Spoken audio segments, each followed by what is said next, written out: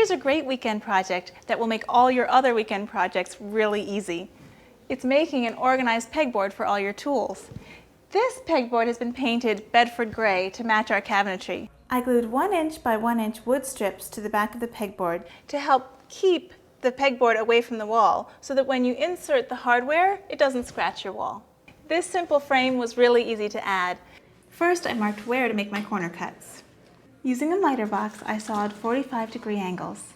Then, using Martha Stewart Living project paint from the Home Depot, I painted the wood a color called Thundercloud. I used wood glue to adhere the 4 strips to the pegboard, clamping them in place while they dried. Finally, I used D-ring hangers on the back of the pegboard, screwing 1 to each side about 1/3 of the way down from the top, so I can hang my new pegboard on the wall. The next step is to add the pegboard hardware.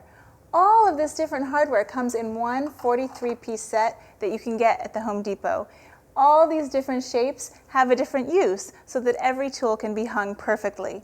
Once you have all your tools in the place that you want them, you can take a pencil and draw the outlines of all the shapes.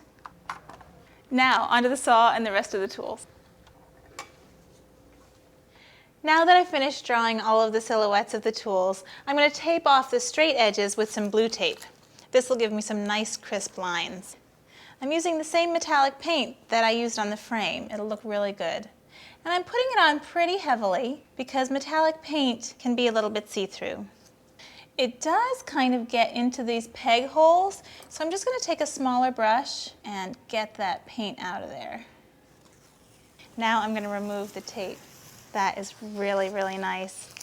I love the graphic quality of the dark gray on the light gray, and you'll know when it's time to put the saw back exactly where it's supposed to go.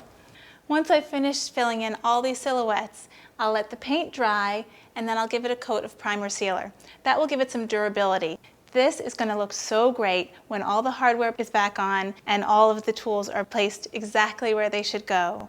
It will make your tool room beautiful, functional, and really organized.